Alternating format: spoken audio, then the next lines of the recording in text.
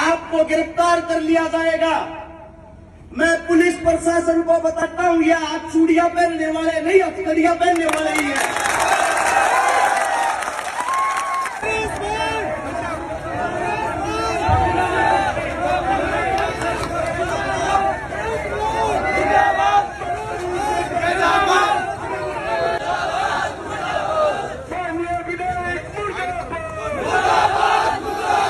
अरे सितारा जिंदाबाद, इनकलाब जिंदाबाद, अरे सितारा जिंदाबाद, समाज सेवी एकता जिंदाबाद। सबसे पहले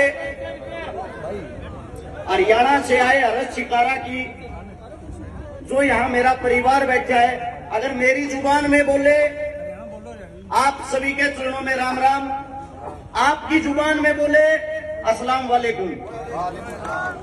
अब आप सभी साथियों से एक विनती है, मैं भाषण नहीं देता, मैं हकीकत बताता हूं। उस हकीकत को गौर से सुनना है और सुनने के साथ साथ उस पर अमल करना है। राजस्थान पुलिस की आज चेतावनी थी, अगर आप राजस्थान में आए आपको गिरफ्तार कर लिया जाएगा। मैं पुलिस प्रशासन को बताता हूं, ये आप चूड़ियां पहनने वाले नहीं, हथकड़ियां पहनने वाले ही हैं।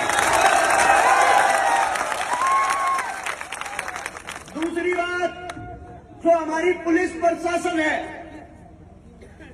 वो हमारे इन्हीं बुजुर्गों के बेटे, इन्हीं बुजुर्गों के बच्चे हैं। कम से कम अपने परिवार, अपने काका ताऊ की इज्जत और मान सम्मान करना चाहिए, क्योंकि जो सरकार है, सरकारें आएंगी जाएंगी, आपके पिता काका ताऊ यहीं रहेंगे। ये समाज इनसे है, सरकार से नहीं। राजस्थान की जब राजनीति देखता हूं मुझे हंसी आती है। ऐसा लगता है जैसे जीता साड़ी का खेल चल रहा। पहले साड़ी ने आपको 5 साल लूटा और कहा जीजा जी कुर्सी पे आइए, अब आप लूटिए। मैं आप सभी साथियों को बता देता हूं, लड़ाई लड़ने से पहले यह पता होना चाहिए लड़ाई जीती कैसे जाती है। क्योंकि आप बार बार कहते हो बात करने के लिए बुला रहे हैं, बाप जी बात करने के लिए बुला रहे हैं। हम जो पट्टे की बात कर रहे हैं, अगर हमें लड़ाई लड़नी आ गई, बाप जी के गले में पट्टा घाल के इस चौक पे हमले करेंगे।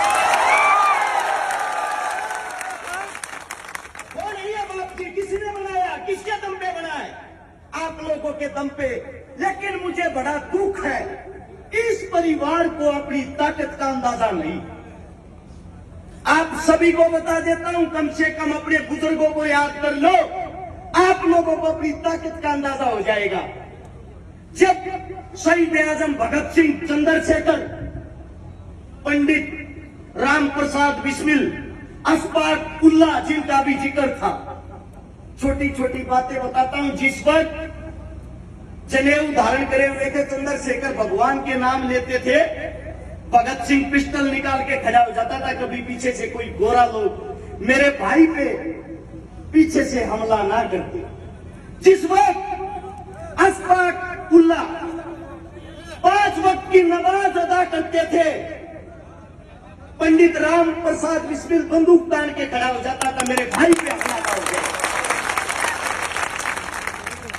जब दोनों जेल में एक साथ का कोरी कांड में बंद थे, आप सभी को बता देता हूं, पुलिस प्रशासन गिरफ्तार करने के बाद हलवा नहीं छूट देती है। और उस राम प्रसाद बिस्मिल का 2 वक्त का भगवान का नाम लेने का जब टाइम होता था, उस टाइम उसको जानबूझ के परेशान करती थी पुलिस प्रशासन, गोरे लोगों की, अंग्रेज। उस वक्त अशफाक उल्लाह के खड़ा होकर ये कहता था, मेरे भाई का भगवान को याद करने का टाइम है, इसके नाम का अगर आप लोगों को टॉर्चर करना है, मुझे पीटना है, तो मुझे प्रताड़ित करो, मेरे भाई को नहीं। जब अशफाक उल्लाह उस थाने में, उस जेलों में 5 वक्त की नमाज अदा करता था, उसके नाम का राम प्रसाद बिस्मिल कपड़े निकाल के पीटता था।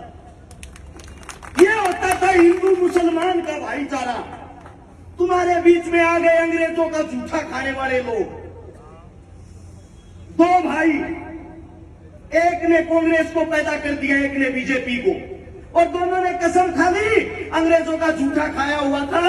गुरुजी, गोरे अंग्रेजों आप चले जाओ, आपके सारे गुण हमने ले लिए, हिंदू मुसलमानों की लड़वा के बैंड बजवाने का काम हम करते रहेंगे।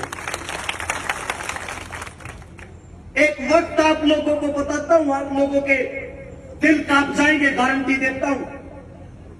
लुधियाना के अंदर जब 1857 की क्रांति हुई, आप सभी साथी गौर से सुनना, आवाज नहीं आनी चाहिए।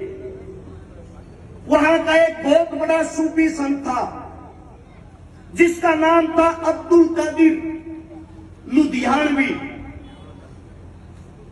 जो शाह अब्दुल कादिर लुधियानवी था, सबसे पहली लड़ाई उसने छेड़ी, मैं अपने जीते जी कोई मंदिर, कोई मस्जिद, कोई हिंदू, कोई मुसलमान टूटने और मरने नहीं दूंगा। वो जब लड़ाई शुरू हुई, आप सभी साथियों को बता देता हूं, उस वक्त संत साहब की उम्र 66 साल थी। 66 साल में आप लोग बुजुर्ग हो जाते हो। 66 साल की उम्र में बुलावा आता है कि दिल्ली पे कब्जा होने वाला है, आप दिल्ली पे आओ। वहां से चलते हैं, खान साहब लुधियाना से दिल्ली आते हैं, अंग्रेजों के साथ लड़ते हैं। उनकी आंखों के सामने उनकी पत्नी तलवार लेके बुजुर्ग अवस्था में 62 साल की उम्र में अंग्रेजों से लोहा ले रही, और वो हमारी माता जी लड़ते लड़ते दिल्ली के दरबारों के पास शहीद हो जाती है। उस शहीद होने के बाद उसके टुकड़े टुकड़े उसके पति के आगे किए जाते हैं, ताकि इसका पति होश खोकर अंग्रेजों को गिरफ्तारी दे दे, और हमारा वो 66 साल का योद्धा सूफी संत दोनों हाथों से तलवारें चलाते हुए अंग्रेजों को गाजर मूली की तरह काटता है।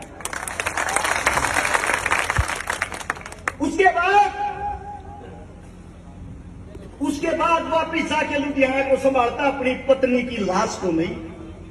उसकी पत्नी की जो लाश है उसको ताबूत में ऐसे टुकड़े इकट्ठे करके कहीं से पैर उठाया, कहीं से हाथ उठाया, उसको यही मिट्टी दी जाती है दिल्ली के अंदर फतेहपुर।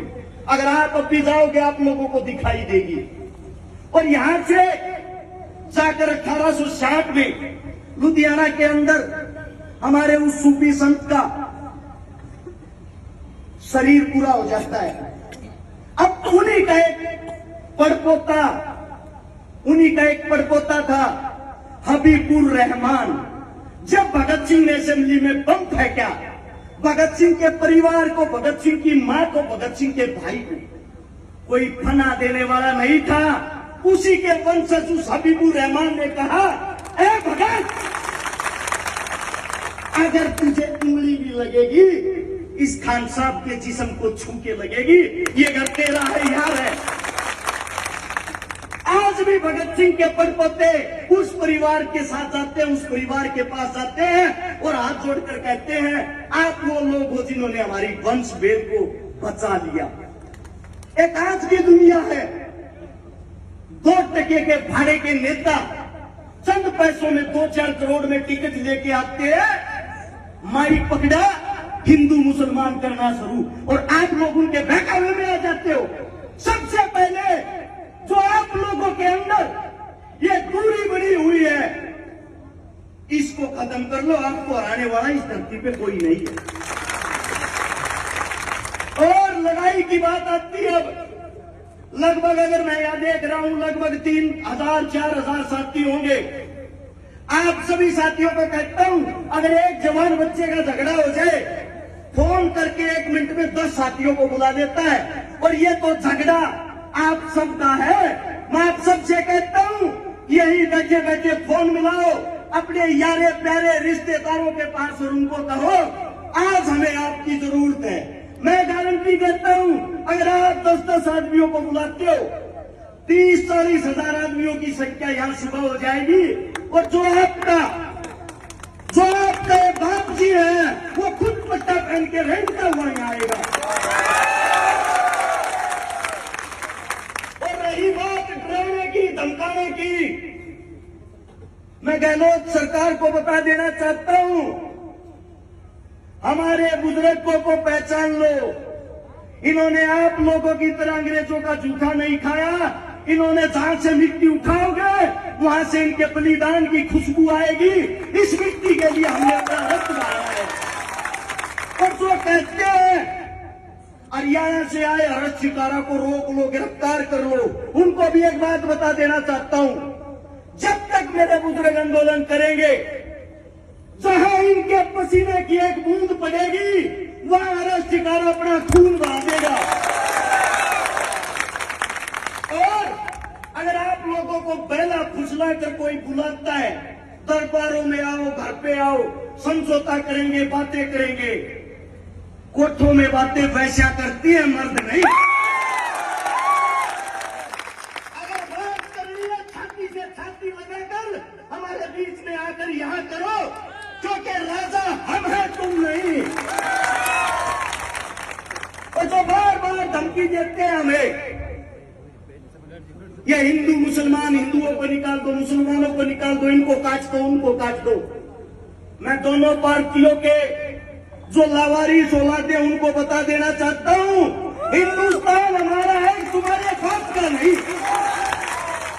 अब आप लोग देख लो, अगर आप लोग सच्चे मुसलमान हो, अगर आप लोग सच्चे हिंदू हो, अगर आपकी रगों में सच में हिंदुस्तानी होने का खून दौड़ रहा है, यहां ये संख्या, ये सर सुबह के वक्त हमें 10 गुना ताकत में दिखने चाहिए। चाहे आप घर जाओ, गाड़ी, ट्रेली, बाइक, जिसके पास जो है वो करो, या यहां बैठ के सबके पास फोन करो। अगर 10-10 आदमी जोड़ने में आप कामयाब हो गए, समझो अगले 12 घंटे के अंदर नतीजा आपकी तरफ होगा। अब आप लोगों को फैसला करना है, आपको आंदोलन कितनी देर में खत्म करना है। अगर आपकी ये जीत हो गई, मैं वादा करता हूं भविष्य में आपको हराने की कोई कोशिश नहीं करेगा। आंदोलन जीतने से पहले आंदोलन लड़ना सीखो। रही बात गिरफ्तारी की, अगर पुलिस प्रशासन किसी एक को उठाती है, उसी वक्त थाने में जाके 1000 बैठ जाओ और कहो हमें भी बंद करो। हम भी देखना चाहते हैं, हम भी देखना चाहते हैं गिरफ्तारी देने वाले कम है या जेलें छोटी बढ़ जाएंगी। आप सभी को बता दे रहा हूं, राजस्थान के अंदर इतनी जेल नहीं कि आप सबको बंद कर सके, और जब आपसे भी 10 गुना ज्यादा होंगे, ये कहां बंद करेंगे। इन बेचारों को तो अपनी ड्यूटी पूरी करनी है। मैं हाथ जोड़ के पुलिस प्रशासन से विनती करता हूं, हम आप लोगों का मान सम्मान इज्जत करते हैं, कृपया सरकार के बहकावे में आके झूठी दोष हमें ना दे, क्योंकि सरकार पट्टा लिखवा के नहीं आई। हर 5 साल बाद कोई राजा और होता है। इसलिए इस देश का अगर कोई असली राजा है, वो है हिंदुस्तान का जवान और किसान, और आप उसी किसान के पुत्र जवान हो। हम आपका सम्मान करते हैं, आप लोगों को हमारा सम्मान करना चाहिए। और इस लड़ाई में हमें पता है हमारा साथ नहीं दे सकते, लेकिन कम से कम डराने की कोशिश तो ना करो। अब आप सभी साथियों से मैं इतना कह के अपने अंतिम शब्द जो कहना चाहता हूं, अपनी जुबान को लगाम दूंगा। इस भाषण को भाषण ना समझे, इस बात पे अमल करें। अपने काका ताऊ बड़े बुजुर्ग सबको बुलाएं, जितना हो सके उतनी भारी तादाद में, एक कोई भी वक्त रख के, एक समय निर्धारित करके 1 घंटे तक अपनी ताकत दिखाए। वादा करता हूं 61वें मिनट में आप लोग जीत जाओगे। और जब भी आप बुलाओगे, जब तक ये शरीर जिंदा है, ये सांसें जिंदा है, झूठी बात में झूठी जुबान कभी नहीं करता। जिस वक्त बुलाओगे, आपका बच्चा, आपका बेटा उसी झुकाते हुए आपके बीच में मिलूंगा। आप सभी साथियों ने इतने गौर, इतने प्यार से मेरी बातें सुनी, आप सभी के चरणों में नमस्कार। और एक जोरदार नारा उस पट्टे वाले बाप जी के घर तक पहुंचना चाहिए। हम सब एक हैं का नारा मैं बोलूंगा, हम सब, आप बोलोगे एक हैं। तैयार हो? हम सब, हम सब, इंकलाब जिंदाबाद, इंकलाब जिंदाबाद। धन्यवाद आप सभी। करेगा। आपके चरणों में नमस्कार। शुक्रिया साथी, हमारी इस लड़ाई को आपने मजबूती दी, आपने हमें